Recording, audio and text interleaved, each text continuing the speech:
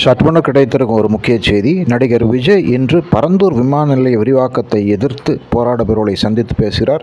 முதலிலே அவர் ஏகனூர் கிராமத்திலே ஒரு திறந்தவெளி மைதானத்திலே இந்த போராட்டத்தை நடத்துபவர்களை சந்திப்பதாக இருந்தது. அதற்கு அனுமதி மறுக்கப்பட்டதால் ஒரு திருமண மண்டபத்திலே நடிகர் விஜய் போராடுபவர்களை சந்திப்பதாக தெரிவிக்கிறது. நடிகர் விஜய் போராட்ட களத்திலே குதித்திருப்பது தமிழக அரசியலை மேலும் மேலும் விறுவிறுப்படைய செய்து வைத்திருக்கிறது.